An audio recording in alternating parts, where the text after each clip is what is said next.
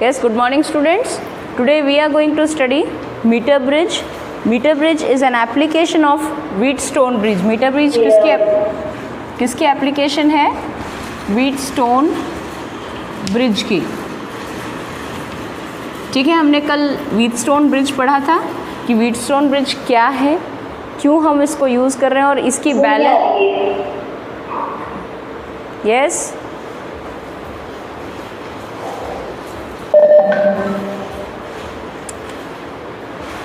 आवाज़ क्लियर है सर? किसी बच्चे की आवाज़ आ रही है वैसे ही. ठीक है, तो यहाँ क्यों नहीं सुनाई दे रहा मेरे को फिर?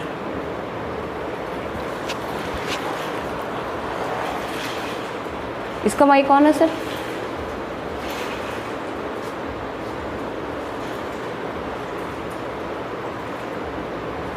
Okay, so meter bridge is an application of Wheatstone bridge. Wheatstone bridge क्या होता है हमने कल पढ़ा था.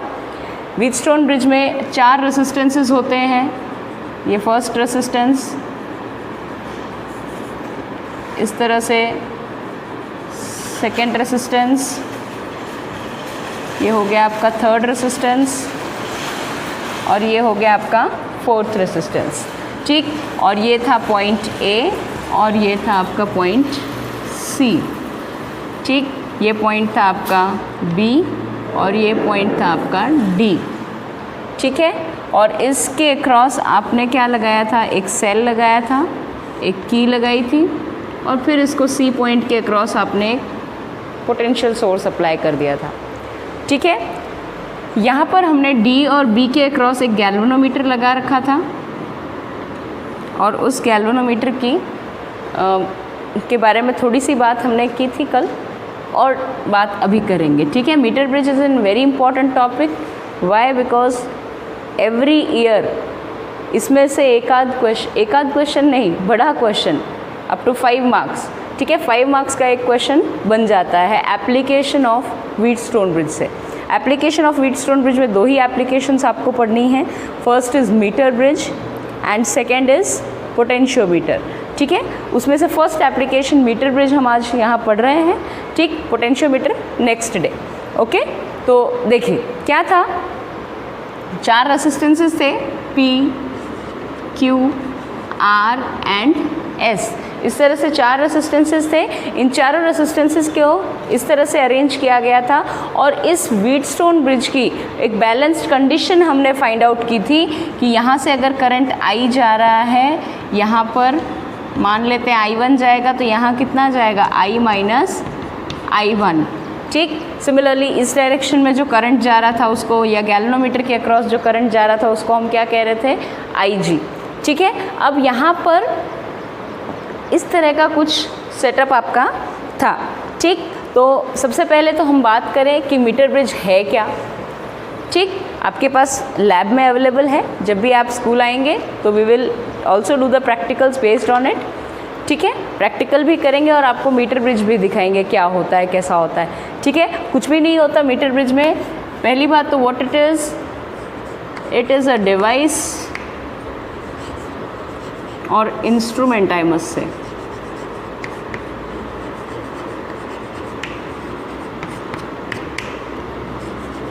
To find unknown resistance.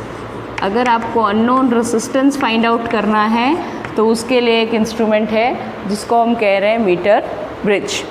ठीक है, अब पहली बात तो ये है क्या, तो ये आपको समझ में आ गया. एक ऐसा डिवाइस है या एक ऐसा इंस्ट्रूमेंट है जिससे हम किसी अननोन रेसिस्टेंस को फाइंड आउट कर सकते हैं.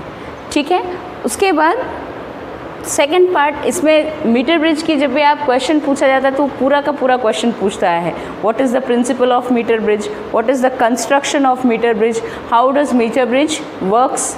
ठीक है, और उसका थियोरेटिकल पार्ट, तो वो डेरिवेशन वो पूछता है. तो आप 1 बाय 1 उसको स्टेप वाइज लिखेंगे. कैसे लिखेंगे? It is instrument to find unknown resistance, this is a metre bridge. इसका प्रिंसिपल क्या है? तो प्रिंसिपल आप लिख देंगे, किसके प्रिंसिपल पर बेस्ड है? it is based on the principle of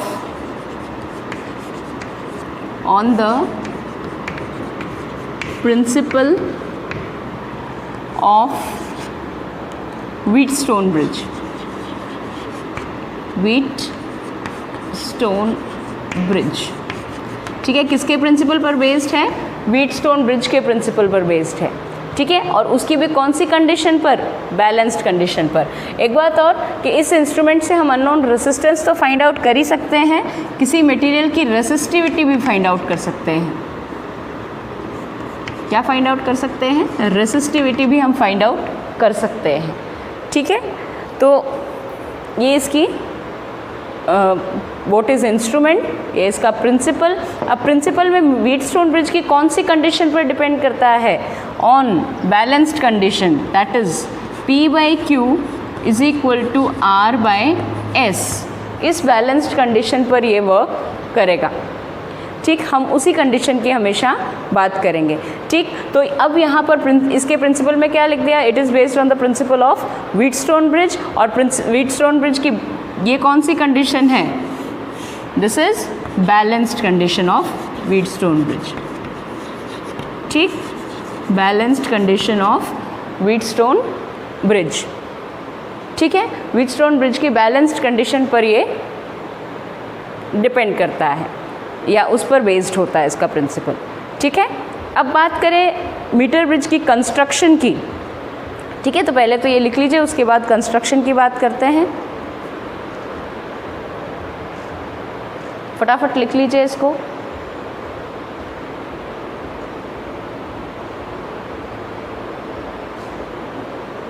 चलें आगे, देखिए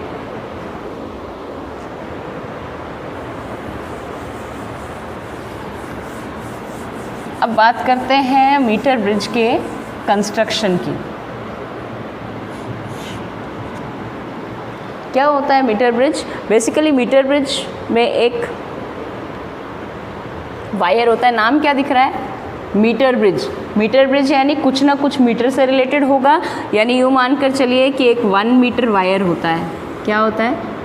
एक वायर होता है 1 मीटर, लेंथ कितनी होती है उसकी? 1 मीटर, ठीक। इस 1 मीटर वायर को एक बोर्ड पर, वुडन प्लैंक पर सेट कर दिया जाता है, ठीक। और इसके यहाँ से copper strips, basically copper strips ही यूज़ की जाती है,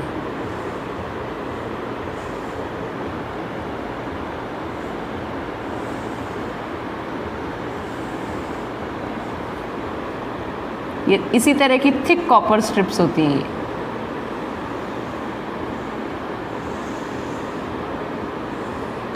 ठीक है। एक वुडन बोर्ड होता है, उस वुडन बोर्ड के अक्रॉस क्या होता है? उस वुडन बोर्ड के अक्रॉस एक इस तरह से 3 कॉपर स्ट्रिप्स लगी होती हैं। यहाँ पर एक टर्मिनल होता है, यहाँ पर सेकंड टर्मिनल होता है, यहाँ थर्ड टर्मिनल होता है। क्या होता है? मीटर ब्रिज में एक 1 मीटर वायर होता है। इस 1 मीटर वायर को एक वुडन बोर्ड के ऊपर फिक्स किया जाता है किन्हीं 2 पॉइंट्स पर, और ये जो है ये वाला, ये जो थिक बनाई है ये क्या है? दीज आर कॉपर स्ट्रिप्स और मेटालिक स्ट्रिप्स, या ये थिक मेटालिक स्ट्रिप्स बनी होती हैं जो उस बोर्ड के ऊपर फिक्स की जाती हैं, ठीक है। और इन स्ट्रिप्स के ऊपर ये यहाँ पर टर्मिनल्स बनाए होते हैं वायर वगैरह कनेक्शन करने के लिए, इस तरह से टर्मिनल्स बनाए होते हैं, ठीक है। तो ये 1 मीटर वायर यहाँ से लेकर यहाँ तक का कनेक्ट होता है, ठीक। ये क्या है? These are metallic strips, these are metallic strips. Metallic strips क्यों? क्योंकि हम ये चाहते हैं कि यहाँ पर बाकी जो सर्किट है उसका कोई रेसिस्टेंस नहीं जुड़े, इसलिए हम कॉपर स्ट्रिप्स या फिर मेटल से बनी हुई कोई स्ट्रिप्स, यहाँ पर थिक स्ट्रिप्स। हमें पता है कि एरिया बढ़ाने से रेसिस्टेंस क्या हो जाता है? R is equal to rho L/A। तो एरिया बढ़ाओगे तो रेसिस्टेंस क्या हो जाएगा? डिक्रीज हो जाएगा, इसलिए थिक कॉपर स्ट्रिप्स रखी जाती हैं, ठीक है। और ये जो थिक कॉपर स्ट्रिप्स या मेटालिक स्ट्रिप्स जो रखी जाती हैं, इनको इस वुडन प्लैंक पे फिक्स किया जाता है, इस तरह से इनको फिक्स कर दिया जाता है, ठीक, ये जो वायर यूज़ किया है, ये 1 metre wire, this is made up of either constantan और मैंगनीन। कॉन्स्टेंटन और मैंगनीन, इनमें से किसी भी एक अलॉय का बना होता है ये। क्यों? तो इसका रीज़न है why constantan is used in metre bridge wire, because constantan के बारे में हमने क्या पढ़ा था, its resistance depends on temperature but varies very less. That means इसका जो टेम्परेचर कोफिशिएंट है कॉन्स्टेंटन का, उसकी वैल्यू अल्फ़ा जो आता है, अल्फ़ा, ठीक है, coefficient of temperature coefficient of this metal constantan, इसका अल्फ़ा क्या आता है, पॉजिटिव तो आता है, लेकिन पॉजिटिव भी होता है लेकिन स्मॉल होता है, बहुत कम होता है।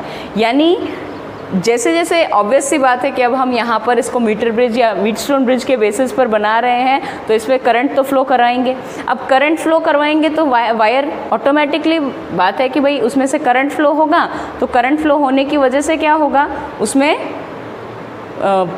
हीट अप प्रोड्यूस होगी, और हीट प्रोड्यूस होगी तो वायर हीट अप होगा तो रेसिस्टेंस चेंज हो जाएगा, because we know that with increase in resistance the temperature, with increase in temperature the resistance of a metallic wire increases, बढ़ जाता है। तो इसका मतलब इसका रेसिस्टेंस कांस्टेंट नहीं रह पाएगा, ठीक। और हमें ऐसा वायर लेना है जिसका टेम्परेचर के साथ रेसिस्टेंस का वेरिएशन बहुत कम हो, ठीक है, इसलिए हम कॉन्स्टेंटन और मैंगनीन यूज़ करते हैं, ठीक। So 1 metre wire which we are using is made up either of constantan और ऑफ मैंगनीन, ठीक है, इनमें से कोई एक वायर यूज़ करते हैं, ठीक। अब यहाँ पर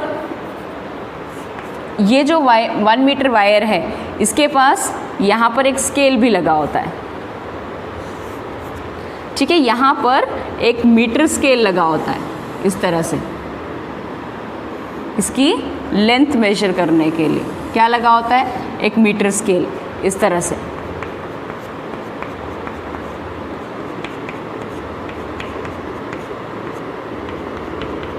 ठीक है, इस तरह से एक मीटर स्केल लगा होता है। और क्यों? ताकि हमें यहाँ से हम रीडिंग नोट कर सकें, ठीक। अब यहाँ पर 2 खाली जगह दिख रही है आपको, एक ये खाली जगह दिख रही है, एक ये खाली जगह दिख रही है, ठीक है। इस खाली जगह पर एक क्या लगाते हैं, रेसिस्टेंस बॉक्स, क्या लगाते हैं, आर बॉक्स लिख रही हूँ, यानी रेसिस्टेंस बॉक्स।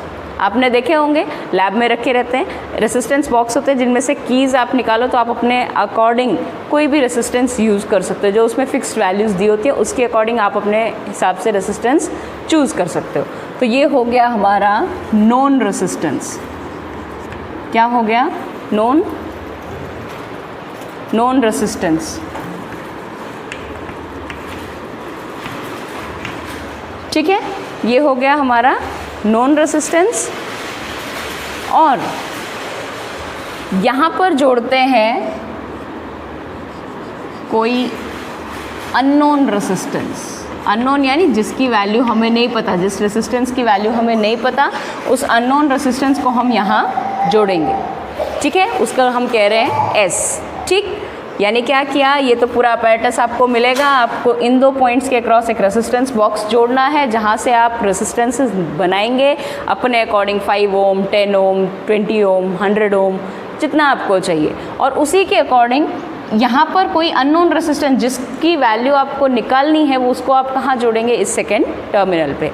अब ये जो बीच वाला टर्मिनल रह गया, इस बीच वाले टर्मिनल पे यहाँ पर आप जोड़ देंगे गैल्वेनोमीटर, क्या जोड़ देंगे, गैल्वेनोमीटर।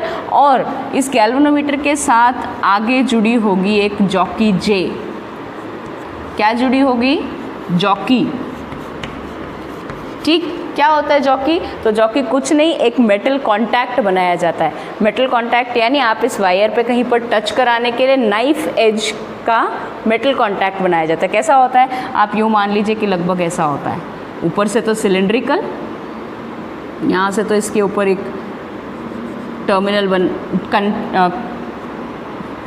वायर कनेक्ट करने के लिए एक टर्मिनल बना होगा, और नीचे से इस तरह का पॉइंटेड एज होगा, ठीक, इस तरह का कुछ शेप होता है। ठीक है, पॉइंटेड क्यों होता है? तो ये नाइफ एज इसलिए बनाया जाता है, नाइफ के जैसा पेना एज इसलिए बनाया जाता है कि आप जिस जगह पर टच कर रहे हैं वहाँ पर केवल एक ही पॉइंट पर वो टच हो।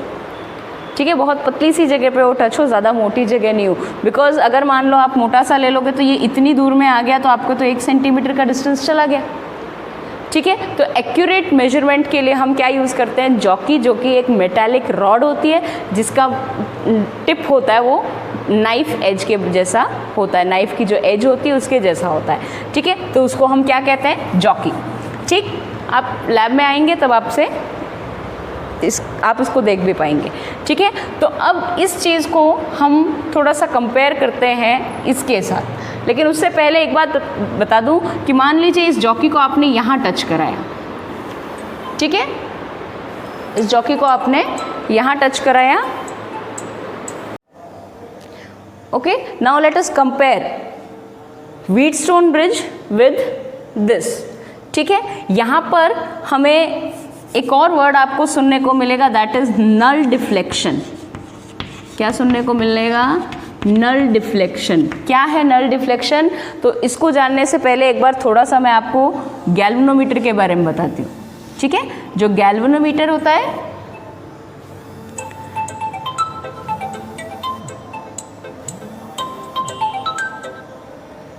जो गैल्वेनोमीटर होता है ना, इस गैल्वेनोमीटर में क्या होता है? एक नीडल होती है यहाँ पर मिड में। नॉर्मली आप वोल्ट मीटर और अमीटर देखते हो तो उसमें नीडल कहाँ होती है? 0 पर, लेकिन इसमें ऐसा नहीं होता है। इसमें क्या होता है? इसमें मिडल में होता है 0। ठीक, यहाँ पर 30 तक डिविजन्स होते हैं और यहाँ पर 30 तक डिविजन्स होते हैं, और ये जो नीडल होती है ये हमेशा मिड पॉइंट पर रहती है। ठीक, इसका काम क्या है? तो galvanometer is very sensitive device which determines the और which senses the current in the circuit. बहुत सेंसिटिव डिवाइस है जो कि सर्किट में करंट को सेंस करता है। जैसे डॉग्स होते हैं वो सूंघ के पता कर लेते हैं ना, ऐसे इनको भी हल्का सा करंट होता है तो इनको पता पड़ जाता है। ठीक है, और आपको भी इसको देख के पता लगेगा। कैसे पता लगेगा? कि जैसे ही इस गैल्वेनोमीटर के अक्रॉस करंट फ्लो होगा, जैसे ही हल्का सा भी करंट जाएगा तो ये नीडल डिफ्लेक्ट हो जाएगी, चाहे इधर चाहे इधर। ठीक, किसी भी एक डायरेक्शन में नीडल विल डिफ्लेक्ट। और ये जो नीडल जब डिफ्लेक्ट हो रही है, इसका मतलब कि वहाँ पर कहीं ना कहीं थोड़ा बहुत करंट वहाँ प्रेजेंट है। ठीक, और अगर नीडल अपनी जगह पर रहती है, 0 पर है तो 0 पर ही स्टेबल हो जाती है, वहाँ से हिलती नहीं है ज़रा सी। आपने इसको जॉकी को यहाँ से उठाया और मान लीजिए यहाँ रख दिया इस पॉइंट पर, और उस कंडीशन में गैल्वेनोमीटर को देखा तो गैल्वेनोमीटर की सुई इधर भी नहीं गई इधर भी नहीं गई, बीच में एक जगह अपनी जगह पर चुपचाप बैठी है। ठीक है, इसका मतलब क्या हुआ कि ये जो गैल्वेनोमीटर नीडल है इसके अक्रॉस कोई करंट ही फ्लो नहीं हुआ। इसका मतलब ये है कि गैल्वेनोमीटर के अक्रॉस कोई करंट फ्लो नहीं हुआ, यानी डिफ्लेक्शन जो होगा नीडल का दैट इज 0। इस नीडल का डिफ्लेक्शन 0 है और इसी को हम कहते हैं नल डिफ्लेक्शन। ठीक, यानी अगर नीडल अपनी जगह से ना हिले तो उसको हम कहते हैं नल डिफ्लेक्शन। कब? जब हम इस जॉकी को उठा के यहाँ से वायर के ऊपर अलग अलग जगह पर रख सकते हैं।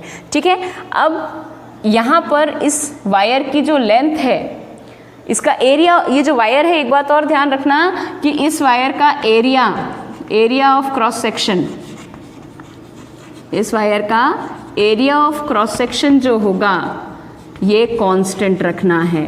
जो वायर आप ले रहे हैं उसका area of cross section constant रहेगा। ठीक है, और क्यों कांस्टेंट रहेगा? क्योंकि हमें केवल लेंथ पर वेरिएशन चाहिए रेसिस्टेंस का।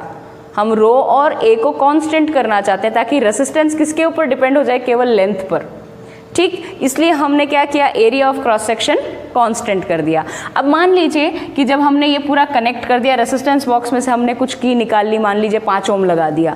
ठीक, सर्किट में 5 ओम लगा दिया, तो अब यहाँ पर हम क्या करेंगे? इस ब्रिज को बैलेंस करवाएंगे। कैसे बैलेंस कराएंगे? तो देखो, ये अगर लेंथ है L, ये अगर लेंथ क्या है?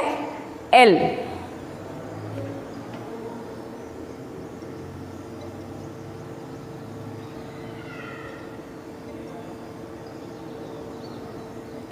ठीक है, ये अगर लेंथ है L, तो ये यहाँ से आगे तक की लेंथ कितनी होगी? 100 - L।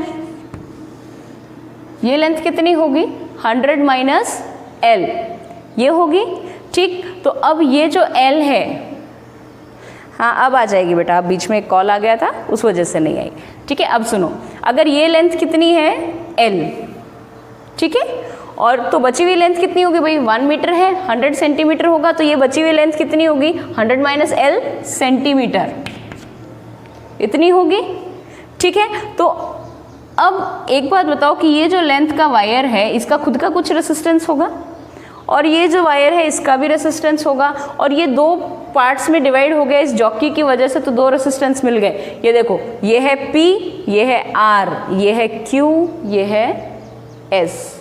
समझ में आ गया कैसे 4 रेसिस्टेंसेस बन रहे हैं। बीच की ये रही आपकी बीच वाली लाइन गैल्वेनोमीटर वाली, ठीक, यानी 4 रेसिस्टेंसेस हो गए। अब हम यहाँ इसको ज़बरदस्ती बैलेंस कर रहे हैं। ज़बरदस्ती बैलेंस करने का मतलब कि हम इस लेंथ ऑफ वायर पर हम ढूंढ रहे हैं ऐसा पॉइंट जहाँ पर कि मीटर या जहाँ पर कि गैल्वेनोमीटर क्या होगा, गैल्वेनोमीटर की डिफ्लेक्शन 0 होगी, यानी galvanometer will show null deflection, ठीक है। यानी हम पहले इसको यहाँ रखेंगे, फिर इधर रखेंगे। तो इसको करने का तरीका क्या होता है कि आप जॉकी को उठाएं, सबसे पहले इस साइड रखें, ठीक है, इस साइड रखेंगे तो नीडल इस साइड डिफ्लेक्ट हो जाएगी। फिर जॉकी को उठाइए, इधर रखिए, नीडल किधर डिफ्लेक्ट हो जाएगी, इधर डिफ्लेक्ट हो जाएगी, ठीक। इसका मतलब इधर रख रहे हैं तो उधर जा रही है, इधर रख रहे हैं तो इधर जा रही है। नल डिफ्लेक्शन किधर मिलेगा, बीच में मिलेगा, ठीक है। नल डिफ्लेक्शन बीच में कहीं मिलेगा तो और पास आएंगे, और पास आएंगे तो एक बार 45 पे रखा, एक बार 50 पे रखा। अब 45 पे और 50 पे, 45 पे तो इधर चली गई, 50 पे इधर चली गई नीडल। इसका मतलब अब नल पॉइंट कहाँ मिलेगा 45 और 50 के बीच में, यानी अब हम धीरे धीरे और उनके ही बीच में ढूंढेंगे कहाँ पर हमें नल पॉइंट मिलेगा। और ऐसा नहीं करना है, jockey should not be slided, ये ध्यान रखना, jockey should not be slided, jockey को स्लाइड नहीं करना है, जॉकी को रगड़ना नहीं है, इसके ऊपर खिसकाना नहीं है, क्योंकि हम क्या कह रहे हैं, नाइफ एज है, नाइफ एज है तो कहीं ना कहीं एरिया ऑफ क्रॉस सेक्शन को चेंज कर देगा वो, ठीक है। इसलिए यहाँ पर जॉकी को स्लाइड नहीं करते हैं, ठीक है। तो यहाँ पर इसको उठाएंगे, फिर एक जगह रखेंगे, फिर रखेंगे, इस तरह से हम बार बार उसको हिट एंड ट्रायल मेथड से हम पहले उसका नल पॉइंट फाइंड आउट करेंगे, और वो नल पॉइंट आपको मिल गया तो वो लेंथ हो गई आपकी L, और बची हुई लेंथ हो गई आपकी 100 माइनस L। क्लियर, इतनी बात समझ में आ गई होगी, ठीक। यहाँ तक की बात समझ में आ गई तो आगे तो बहुत आसान है, ठीक। चलें आगे, फटाफट इस पॉइंट, ये जितनी बातें बताई इनको फटाफट अपने नोट कर लीजिए, इसमें वैसे लिख भी दी हैं, ठीक। चलें आगे। अब देखिए, अब ये सब बाकी सब हम मिटा देते हैं, हमारे काम की चीज़ रखेंगे। अब हम कंडीशन के अकॉर्डिंग हमारी वैल्यू फाइंड आउट करेंगे। This is unknown resistance, this is known resistance, ठीक है। अब मान लेते हैं L लेंथ पर आपको नल डिफ्लेक्शन मिल गया, तो ये बची हुई लेंथ कितनी हो गई 100 माइनस L। सो इन बैलेंस्ड कंडीशन हमें पता है जब व्हीटस्टोन ब्रिज बैलेंस्ड कंडीशन में हो, ठीक है, व्हीटस्टोन ब्रिज बैलेंस्ड कंडीशन में हो, तो उस कंडीशन में क्या होना चाहिए, जो रेसिस्टेंस हमने रेसिस्टेंस बॉक्स से निकाला उसको कह दिया R, ठीक, या RB लिख लीजिए इसको स्मॉल, ठीक, अपॉन लेंथ क्या है L। लेकिन इस L की जगह पर आप यूँ मान लीजिए कि अगर इस वायर की यूनिट लेंथ यानी 1 सेंटीमीटर वायर का जो रेसिस्टेंस है अगर वो R है, ठीक है, क्या है, एक और सेंटेंस आपको समझना है, that is resistance per unit length of wire, resistance per unit length of this constant in wire अगर ये है स्मॉल r, यानी यूनिट लेंथ का रेसिस्टेंस कितना है स्मॉल r, तो इस L लेंथ का रेसिस्टेंस कितना होगा स्मॉल r इंटू L, कितना होगा, इस लेंथ का रेसिस्टेंस हो जाएगा आपका स्मॉल r इंटू L, ठीक है। चलो इसको नेम कर देते हैं, ये A पॉइंट है, ये पॉइंट मान लो C नहीं, इसको कहिए आर बी एस, ये सी, और इस पॉइंट को कह देते हैं बी। ठीक है, तो अब यहाँ देखो, या इसको सी कहो, इसको बी कहो, ज़्यादा सही है। ठीक है, तो अब ए यहाँ पर मैं लिख सकती हूँ रेसिस्टेंस अक्रॉस ए बी, ठीक, will be equal to unknown resistance S divided by resistance across B C, R across B C. ठीक, ये रेसिस्टेंस बॉक्स का रेसिस्टेंस, ये आर ए बी लेंथ का resistance, R B C length का resistance, और ऊपर क्या है, अननोन रेसिस्टेंस एस। ठीक है, अब आर ए बी कितना होगा, यहाँ बात कर लेते हैं। आर ए बी कितना होगा, तो आर ए बी होगा 1 यूनिट लेंथ, यानी 1 सेंटीमीटर का जो रेसिस्टेंस होता है वो तो आर होता है, तो एल लेंथ का रेसिस्टेंस कितना हो जाएगा, आर इंटू एल। ठीक, similarly resistance of part B C length का रेसिस्टेंस क्या हो जाएगा, रेसिस्टेंस पर यूनिट लेंथ पर जो रेसिस्टेंस होता है वो मल्टीप्लाइड बाय जो लेंथ है, लेंथ कितनी है, 100 माइनस एल। क्लियर, अब ये दोनों वैल्यूज आपको मिल गई, रख दीजिए यहाँ पर। रेसिस्टेंस बॉक्स में जो रेसिस्टेंस है उसको हमने लिखा आर बी। ठीक है, तो इसको तो रहने दो, R B upon R A B कितना है, R into L, that is equal to S over R into 100 minus L, ये हो गया। ठीक, अब मैं यहाँ से एक बार इस मीटर ब्रिज को इस व्हीटस्टोन ब्रिज को मिटा रही हूँ, फटाफट यहाँ तक नोट कर लें या स्क्रीनशॉट ले लीजिए।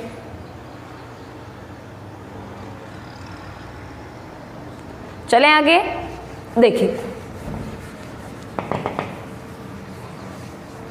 देखो, तो अब यहाँ पर ये क्या आ गया, सोल्यूशन हमारे पास इस तरह से आ गया। देखो, resistance of resistance box R B divided by small R into L था यहाँ पर। ठीक, इस आर से ये आर कैंसिल हो जाएगा, क्या रह गया, upon L, R B upon L is equal to unknown resistance S upon 100 minus L, ये रह गया।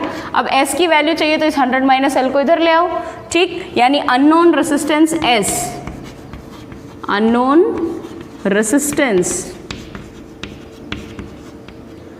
Resistance S will be equal to, unknown resistance S किसके इक्वल हो जाएगा, तो 100 minus L multiplied by resistance in the resistance box divided by length, balancing length L। Clear, तो ये आ गया हमारे पास formula, that is for unknown resistance. Unknown resistance की वैल्यू अभी आप यहाँ से फाइंड आउट कर सकते हैं। ठीक है, कोई डाउट है किसी को यहाँ तक, क्लियर हुआ बच्चों?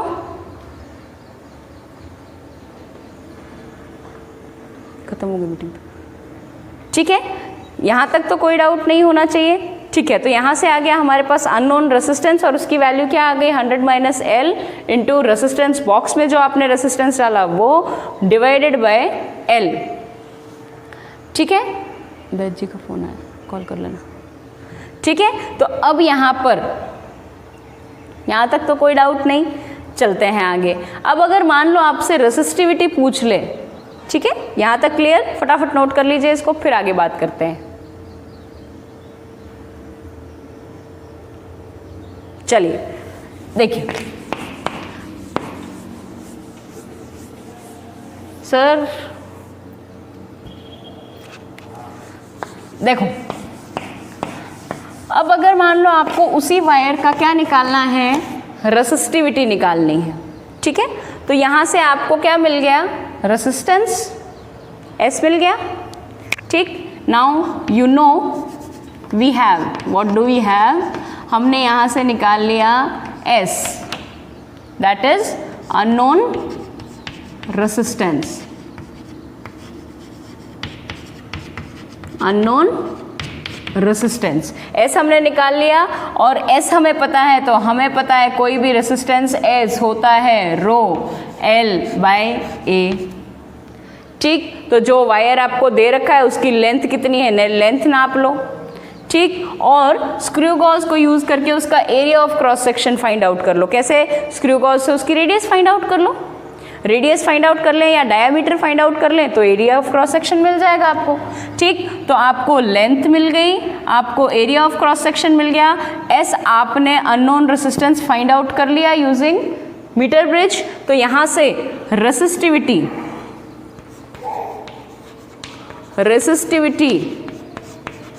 rho will be equal to unknown resistance S multiplied by area of cross section,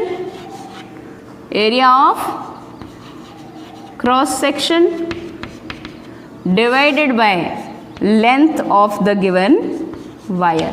जो unknown resistance है उसकी resistivity find out कर रहे हैं हम, तो उसी की लेंथ लेंगे आप और उसी का ही एरिया ऑफ क्रॉस सेक्शन लेंगे जो आपने अननोन रेसिस्टेंस लगाया था ना मीटर ब्रिज में। ठीक है, तो वो बेसिकली एक वायर होता है, छोटा वायर होता है जो हम वहाँ पर अप्लाई कर देते हैं और उसी की क्या निकाल लेते हैं, उसी का रेसिस्टेंस।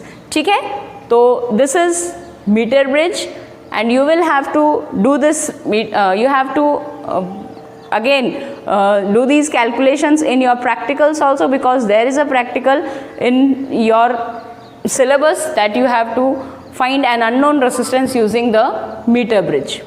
Okay.